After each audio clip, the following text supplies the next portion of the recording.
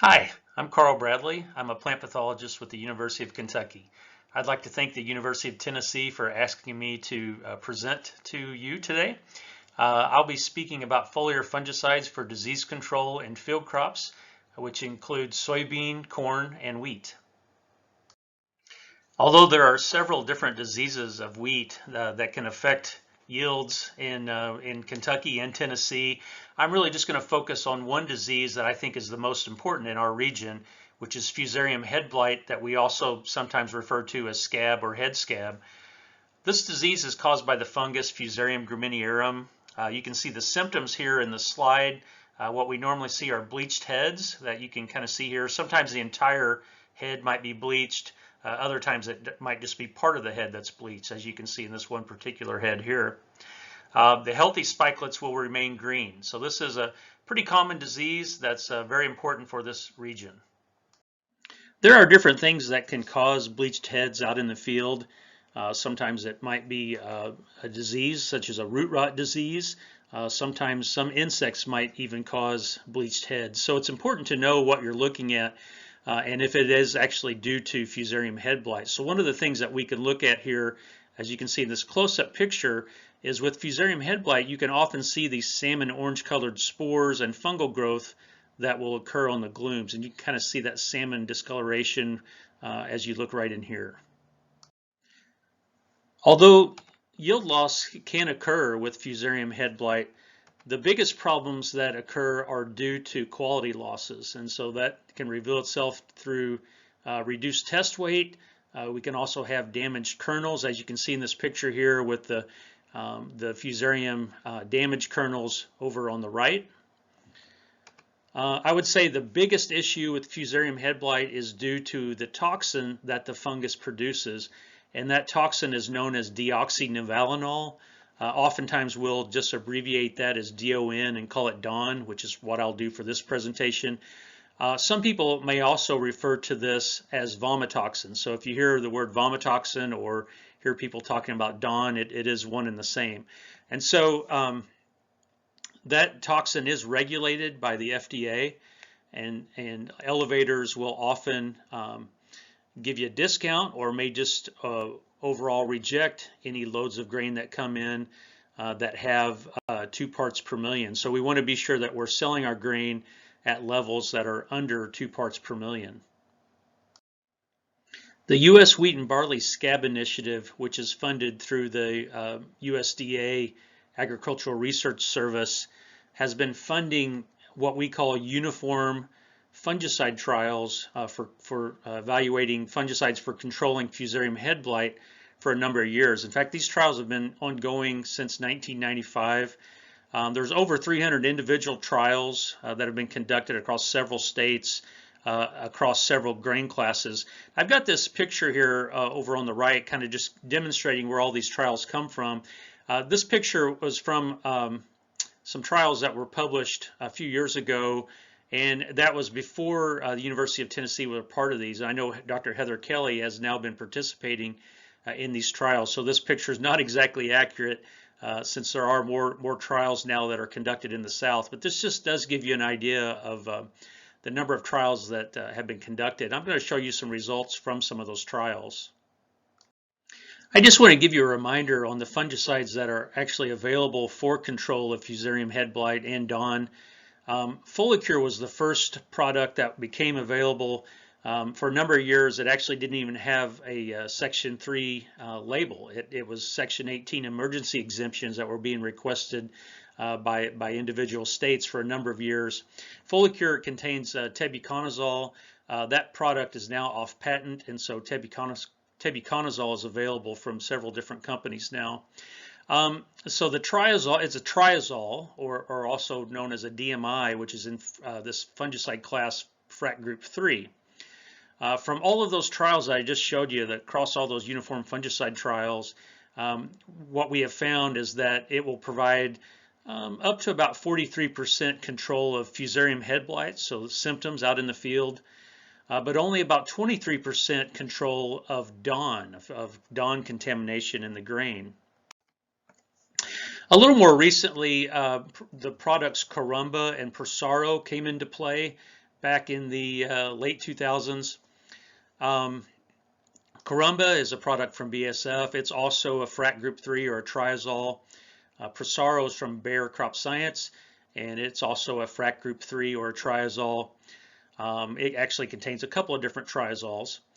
And what we can see is that we can get a little over 50% control, which we did improve with these products relative to Foliar in regards to control of DON, but we really upped the control of, in control of Fusarium head blight, but we really upped the control of DON when we got these two products compared to what Foliar does. So those have kind of been the gold standards for, about the last 10 years or so. Carumba and Prosaro have been the best products out there.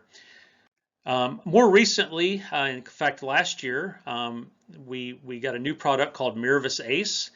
This is from Syngenta, and you can see that it has a couple of different frac groups or chemistry classes that it uses.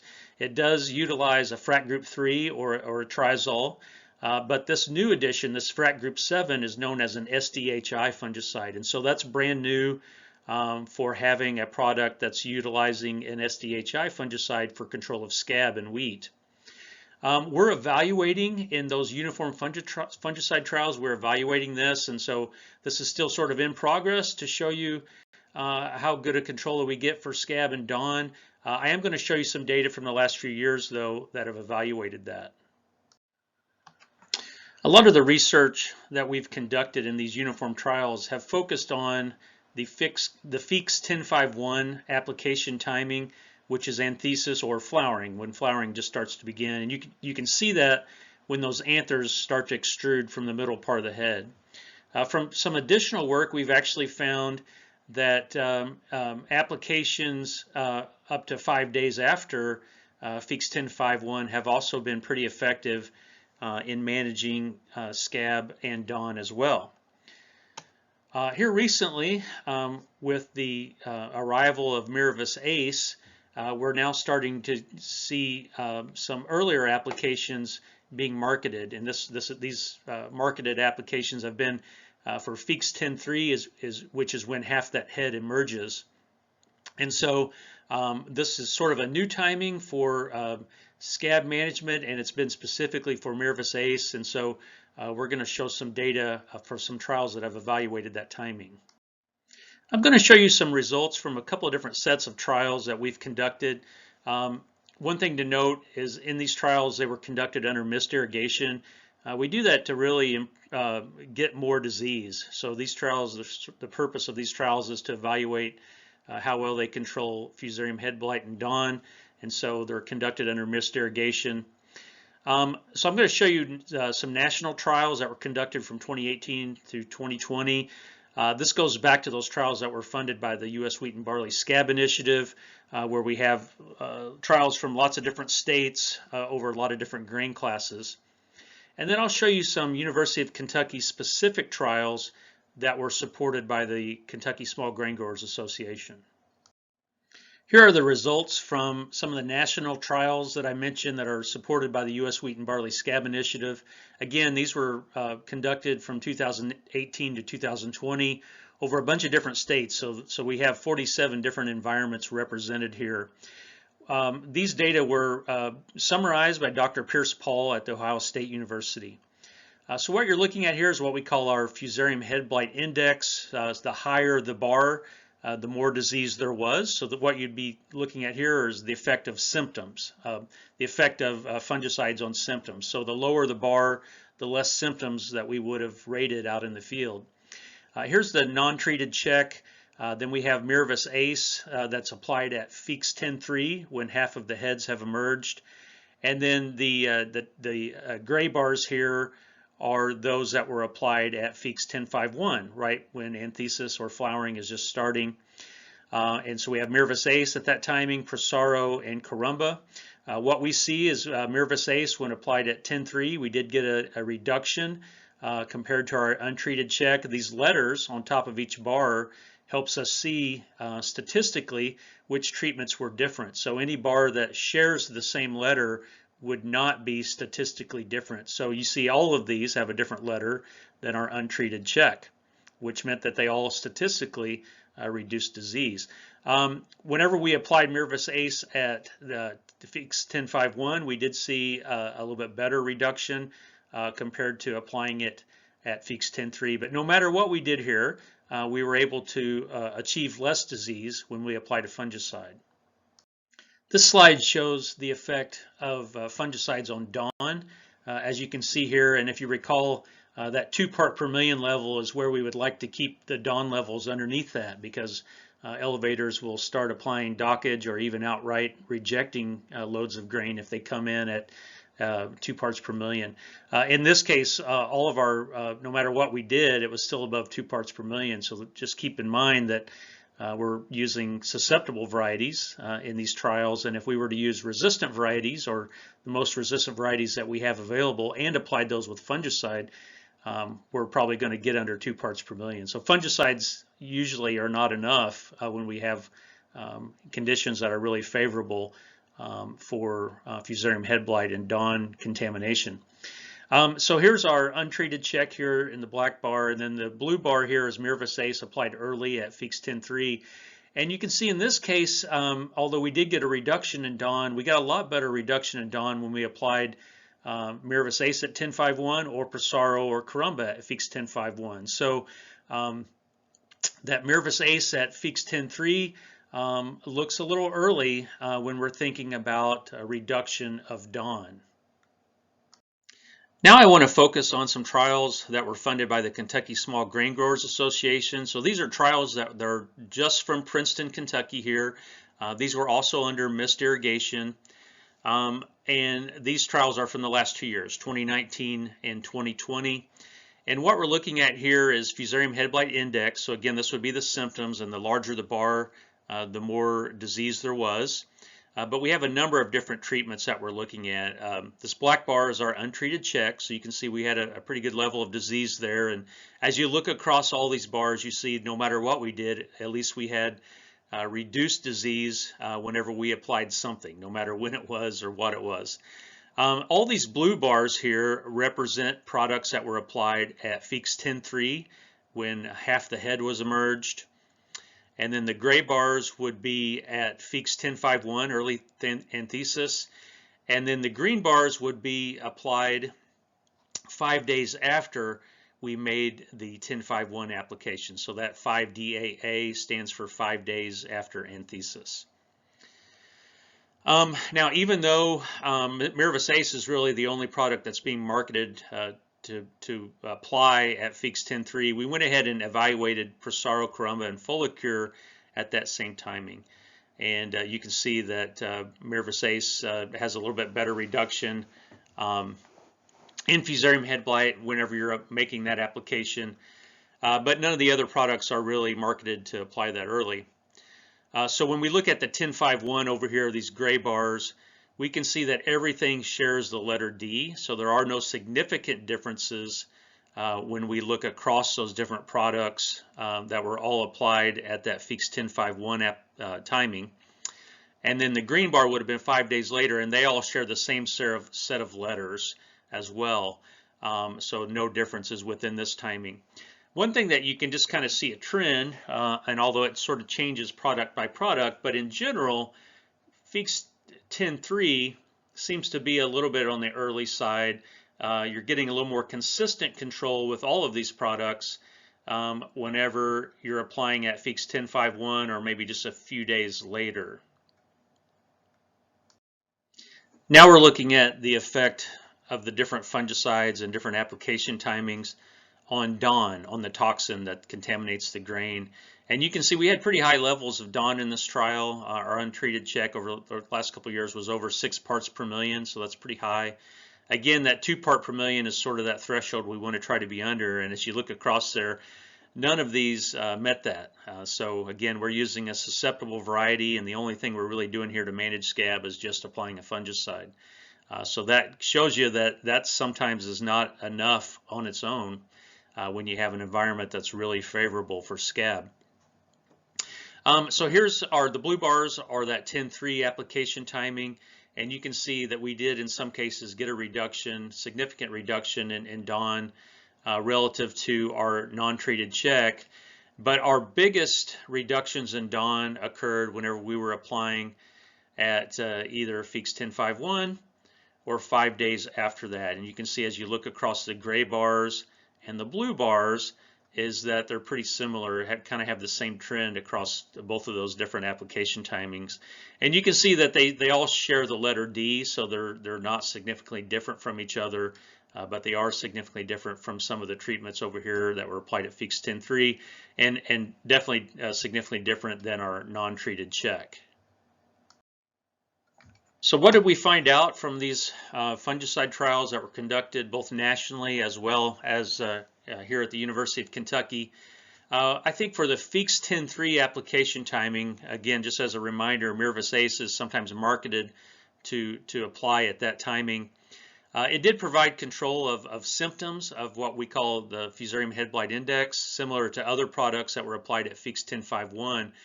However, when you're looking at DON control, it looks like sometimes that may be a little bit too early, and that product is a lot more effective when you're making an application at Feeks 10.5.1.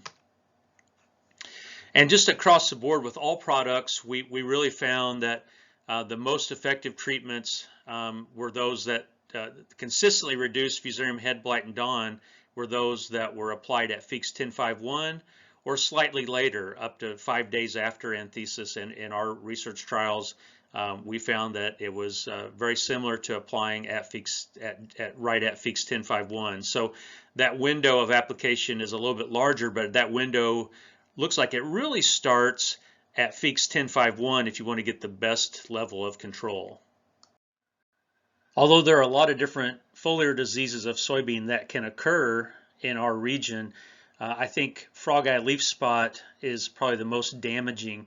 I have known Dr. Melvin Newman for a number of years, a former extension plant pathologist at the University of Tennessee, and Dr. Newman would always tell me that frog eye leaf spot was the most important disease in Tennessee, and I certainly think it's the most important foliar disease that we have here in Kentucky as well.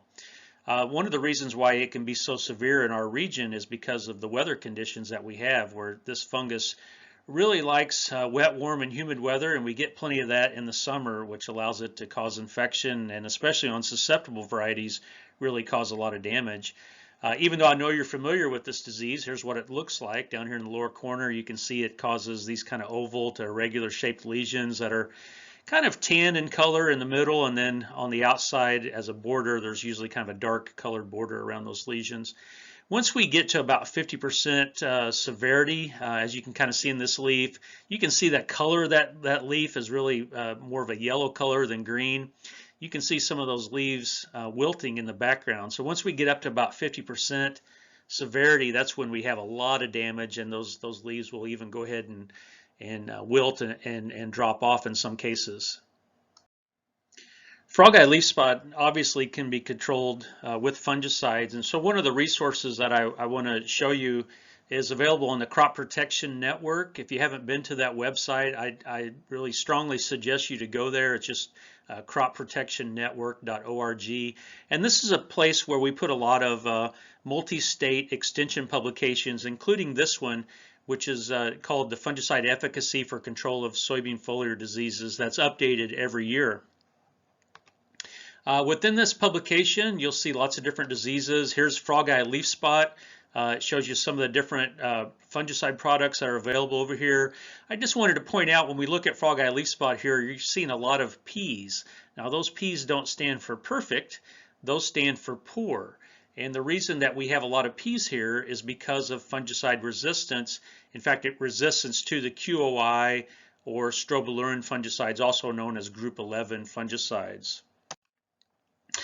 Prior to me coming to the University of Kentucky back in 2015, prior to that, I was extension plant pathologist with the University of Illinois for about 8 years. And during that time, I started a project looking for fungicide resistance within the frog eye leaf spot pathogen. And you can see this is from the Illinois Agri-News back in October of 2010, where we first found the Cercospora sogina, which is the fungus that causes frog eye leaf spot, and resistance to the QOI or strobilurin fungicide class. That actually occurred in some different locations. Actually, Dr. Melvin Newman was the first one to send me some samples from a field in Lauderdale County back in 2010, where that was actually the first field where we found these strobilurin resistant strains of the frog-eye leaf spot pathogen. But also in that year, there were some samples from Milan, as well as Don Hirschman, my predecessor from the University of Kentucky, sent me a sample from Western Kentucky. And then there were a couple of fields in southeastern Illinois, so 5 different counties in 3 states where we first found resistance to the strobilurin fungicides. We've continued to do a lot of that work in my lab, and some other labs such as Dr. Heather Kelly's lab at the University of Tennessee is also doing some of this work.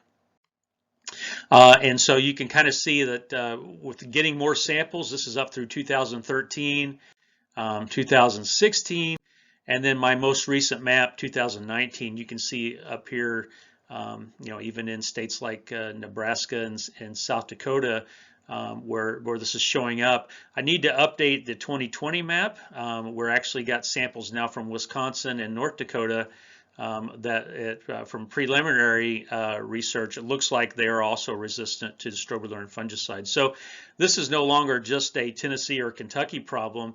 This is a very widespread problem across much of the U.S. Now, if you look here at Tennessee and even Kentucky, and you see a lot of counties that are not colored in, that's not because strobilurin fungicide resistance doesn't exist there. That's because we just never documented from some of those specific counties. But I think it's very safe to say is anytime you got frog-eye leaf spot showing up anywhere in Tennessee, as well as anywhere in Kentucky or even surrounding states, highly, highly likely that those are going to be resistant to strobilurin fungicides. I want to show you some data from some soybean foliar fungicide trials that I've conducted here at the University of Kentucky from 2017 to 2020. As you can see this map down here on the lower right, there's 3 different locations where we've conducted these trials over a number of years. And so in total, these data represent 7 different environments. Also, I just wanted to let you know that we try to get a lot of disease in our trials, so we plant the most susceptible varieties that we can find. We also don't rotate. We grow soybean on soybean, and we plant no-till, which leaves a lot of the soybean residue on the soil surface, which means a lot of the inoculum for the disease is also on the soil surface.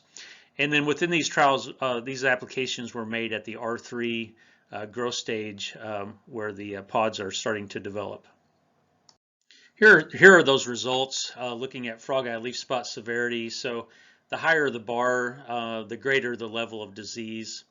Here's our non-treated check here. And then headline, which is a strobilurin fungicide, you can see although there was a slight reduction with disease, statistically they share the same letter. And so statistically headline was not different than the untreated check. And for the reason for that is because of the strobilurin resistant isolates of the fungus that are widespread in these trials or in these locations where we conduct these trials. So I'm just going to bring in a little bit more text here. You can see a number of products here I have circled. So some of these contain strobilurins, but the triazoles are really what's doing the heavy lifting here because of the strobilurin resistance. And so the DMIs or triazoles are all located here. You can see that because of the inclusion of the triazoles, we did get a reduction in disease. These 3 products here all contain benzimidazoles. Topsin would just be a benzimidazole on its own, whereas Froghorn and Acropolis contain a benzimidazole as well as a triazole. And you can see as we start to add more chemistries that are effective, we start to get a little bit better level of control. So in this case, we have in these 2 bars here would be 2 different fungicides that are still both effective in controlling frog-eye leaf spot. And then finally over here would be some of our newer fungicides which contain an SDHI active ingredient. So a lot of these here would contain a triazole plus an SDHI, or possibly a triazole, an SDHI, and a strobilurin. Once we start adding multiple active ingredients from different chemistry classes, especially when we have a couple that we're using that have really good efficacy, that's when we're starting to see even greater reduction in disease. What you're looking at here is yield, and I'm not going to spend a whole lot of time on this slide, but just keep in mind where we saw good levels of control is also where we are getting higher levels of yield. And you can see that we got a pretty good response to fungicides. We're looking at about 20 bushels an acre compared to our untreated check and our best fungicide treatment here. And again, keep in mind that's because we had disease here. And so if we didn't have disease, that response would be a lot lower. But again, we do a lot of things to try to get high levels of disease, such as planting susceptible varieties, as well as growing continuous soybean, etc. So when you have a high level of disease, that's when you're more likely to see a greater yield response with a fungicide. So based on the results I just showed you, here's sort of the summary. What we found is that the strobilurin fungicides are really not effective anymore in controlling frog eye leaf spot in our region because of the fungicide resistance that exists in the frog eye leaf spot pathogen. We did find, however, that we do have 3 different chemistry classes that are effective in managing frog eye leaf spot. Those are the DMIs or triazoles, the SDHIs, or the MBC or benzimidazole fungicides. However, keep in mind that with these fungicides, there is still a medium to high risk of fungicides resistance developing to these classes. So we already have resistance to the strobilurins. We want to try to slow down the development of resistance to these other fungicide groups. So that's why it's important when you're controlling frog eye leaf spot with fungicides that you use products or you tank mix that have active ingredients from at least 2 effective fungicide classes. So when I'm talking about effective fungicide classes, that would not include the strobilurins because they are no longer effective. So you want to use fungicides that contain a couple of these different chemistry classes that you see right here, which is going to give you more efficacy, but it's also going to help slow down resistance to these particular fungicide classes. I want to show you some results from another set of trials where we not only looked at fungicide but also soybean variety. These trials were funded by the Kentucky Soybean Promotion Board and then were conducted alongside the University of Kentucky variety trials, which is coordinated by Dr. Claire Vennard. And you can see here the different locations that we have had these trials in 2016 and 2017. So a lot of different locations across the state in those 2 years. In these trials, we had 3 varieties, one that was susceptible, one that was moderately resistant, one that was resistant to frog eye leaf spot, and then we had 3 fungicide treatments, which included a non-treated check. We used Headline as a solo strobilurin product, and then Quadris Top as a strobilurin plus triazole product. This is the average frog eye leaf spot severity across all of those different environments that we had the trial. Here's our susceptible variety on the left, in the middle is our moderately resistant variety, and then on the right is our resistant variety. And what you're looking at here is frog eye leaf spot severity. So the higher the bar, the more disease. And you can see in the resistant variety, it truly was resistant. We didn't have any disease no matter what fungicide we applied. When we look at the susceptible variety, the blue bar is our untreated check. The black bar is Headline, the solo strobilurin product. And then the gray bar was Quadris Top, which contained a strobilurin plus a triazole. And you don't see a difference here between the untreated check and the Headline because of widespread strobilurin fungicide resistance in Kentucky. The only place you see that asterisk, which means there was a statistical difference between that treatment and the untreated check, was on our susceptible variety when we applied Quadris Top. In our moderately resistant variety, you can kind of see the same trend, but there just wasn't very much disease because of the resistance in the variety. And so there truly is a lot of difference between some of the varieties here. This is a picture taken from that trial at one of our locations where we had a pretty good level of frog eye leaf spot. You can see that on the left, these plots were right next to each other. On the left, you can see one that was susceptible, where there was quite a bit of frog eye leaf spot present, and then this variety that was right next to that plot was one of the resistant varieties that we used.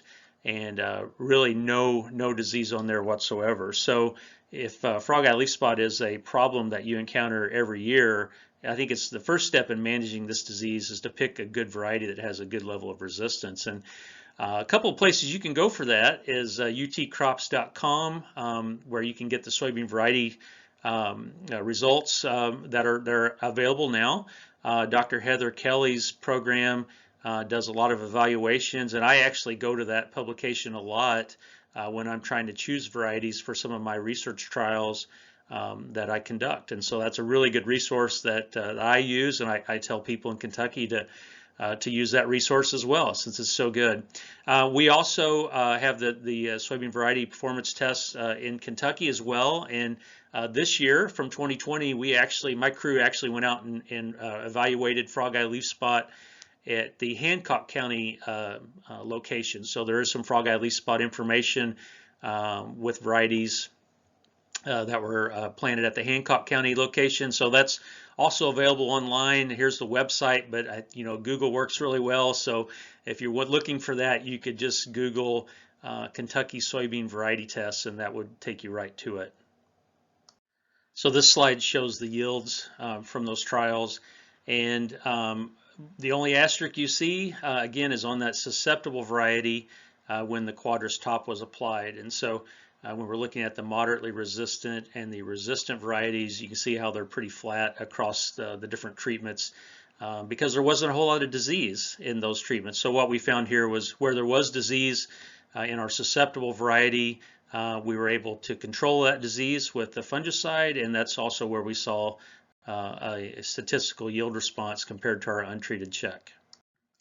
In summary of those trials, what we found was that the solo strobilurin product did not significantly reduce frog eye leaf spot compared to our untreated check, and that was because of widespread fungicide resistance. In general, we found that the largest yield response to fungicides occurred on our susceptible varieties when we applied an effective product. I want to take a few minutes to talk about some results of some corn fungicide trials now as well. I want to talk about some data from some trials we conducted in 2017 and 2018. These were conducted along with the UK corn hybrid trials that were conducted across the state in 2017 and 2018. In total, we had 9 different environments that we evaluated the fungicide. The purpose of this trial was really to look at fungicide timing. We had an untreated check, and then we only looked at Trivapro fungicide, although I do think that other fungicides would have had similar results. So timing was really the biggest thing we were looking at here. So we applied Trivapro at the V5, V6 growth stage, or at the VTR1 stage, or we had a double application where we applied Trivapro at that V5, V6, and then followed up with another application at VTR1. At each location, the treatments were replicated 4 times. We did have disease pressure in these locations. Gray leaf spot was present in all of our 9 environments, and you can see gray leaf spot here on the left where it causes those blocky rectangular lesions on the leaves. In 5 out of the 9 environments, we had a new disease to Kentucky called curvularia leaf spot, and I don't know if this has been yet reported in Tennessee, but I would be pretty sure that it would be present since it is present in Kentucky. And you can see what curvularia leaf spot looks like here in the picture on the lower right. What you're looking at here is the effect of those different fungicide application timings on gray leaf spot severity averaged over all of our environments. Again, the higher the bar, the more disease was present. And here's our untreated check. Here's the V5 application.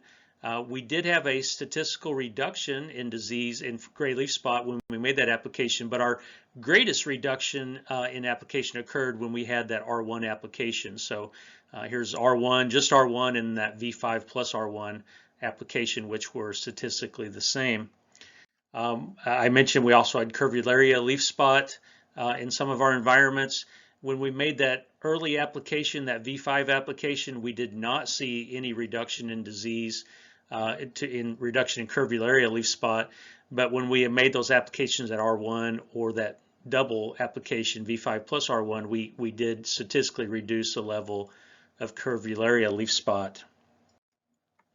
When we look at yield, you kind of see this stair-step pattern. We did see a little bit of a bump when we applied at V5, although statistically it was not different than our untreated check. The only treatments that were statistically different than our untreated check would be those that we had an R1 application. So here's R1 alone, and then V5 plus R1, and you can see we did gain about 4 bushels when we made that 2 application versus the 1 application at R1. But when we do some economics here, we actually see that what panned out to be the best was just that single application at R1, where our net benefit ended up being a little over $18 per acre. That V5 application, although we did see a little bit of a bump in yield compared to our untreated check, when you take into account the cost of the fungicide and application, we actually saw that we had a negative net benefit where we would have lost about $3 an acre for making that application. And even though we saw a little bit of a bump when we had the 2 application program, because of the cost of the added V5 application, the net benefit was not as good as what we saw with just that single application at R1. So what did we really find here is that V6 application resulted in less control of foliar diseases compared to applications that included an R1 application. But we also found that R1 application, where just that single fungicide application at R1 or silking, resulted in the highest return on investment, or ROI. One thing to note is that we did have disease present in the majority of these environments. And so keep in mind that if we would have had lower disease pressure, our ROI would likely be lower or even potentially negative. So again, it's important when you're considering fungicides to really think about disease as being the major reason why you would apply a fungicide. The last disease I want to talk about is southern rust of corn. This is a disease that we often get a lot of questions about because in some years it can be a pretty big problem. As it turned out, it wasn't a big problem in 2020 for Kentucky at least. The first observations in the state occurred around July 20th. And even though that's kind of the typical time we kind of see southern rust for Kentucky, it pretty much had kind of a slow development in the state until late August when it really started to bloom a lot more. Of course, southern rust, that pathogen does not overwinter in the U.S. and every year is going to be different. And so we never really know exactly what we're going to get until we're in that year. And the best way to kind of keep tabs on this disease is to go to what we call the corn IPM pipe. And there's a website there where you can just Google corn IPM pipe or southern rust pipe. And that would take you to this map where we track southern rust. And you can see all the red counties that are filled in there are all counties in which there were positive findings of southern rust. And so this particular map was from July 27th, and you can see at that time it was in Tennessee and some different counties as well as in Kentucky, and then states to our south and even states to our north during that particular time frame. So southern rust, the problem with this disease is that it can often come in late and look really bad. I mean, I've seen green combines turn to orange combines after they've gone through a field because of all the rust spores that are all over the combine. But keep in mind that those late infections, even though they look bad, may not have an effect on yield. And so we kind of have this chart here, which comes from a publication on southern rust of corn that's at that Crop Protection Network website. So you can go there and you can find the publication that includes this chart. And so what we're looking at here is a crop stage when southern rust was first detected, and then that possible benefit from spraying. And where we see all the yeses would be somewhere between tasseling, that VT growth stage, up through milk, which would be R3. So anything earlier than tasseling would probably be too early. Anything after R3 would you just be wasting your money. At that point in time, you're probably not going to get a lot of bang for your buck by applying a fungicide that late. So what do we do to optimize management for southern rust? I think the first step is to keep tabs on southern rust during the growing season. Go to that corn IPM pipe, pay attention to any newsletters that's coming from Extension, especially in your state, but also states to the south of you. That will help alert you if southern rust is headed into states like Tennessee and Kentucky. And also keep in mind, and this goes for Kentucky, but I think for the most part Tennessee as well, is that normally in Kentucky rust comes in mid-July. You could probably back that up a couple weeks earlier for Tennessee, so maybe early July potentially in Tennessee. And corn that's sprayed at that kind of our typical timing, that VT or R1 tassel to silking timing, probably going to have pretty good protection. If you've sprayed your corn at that timing, probably not going to need to make another application. That should give you protection during that critical time. And even if rust comes after that and looks bad, it probably didn't have a big effect on yield. So if you didn't spray your corn at VT, then consider an application up through R3 if rust is present in your field, if it's a susceptible hybrid, and if weather conditions are favorable for disease. And so for this particular disease, we're really looking for tropical kind of weather that's going to be really humid, and those a lot of dew, something that keeps those leaves wet for an extended period of time, and warm weather is also important. And keep in mind that late development of southern rust may look bad, but it's not as likely to impact yield. And then finally, although we don't really have any hybrids that are completely resistant to southern rust, there's been a lot of breeding efforts being done over the last few years, and we have a spread of susceptibility across different hybrids. So there are certainly some hybrids that are going to be less susceptible to southern rust than others. And this is a picture from Dr. Kirsten Wise here at the University of Kentucky, where on the left you're seeing a hybrid that looks like it's affected pretty severely. You kind of look through there, and some of those plants just kind of have that orange hue because of all of the rust pustules on their leaves, so quite susceptible.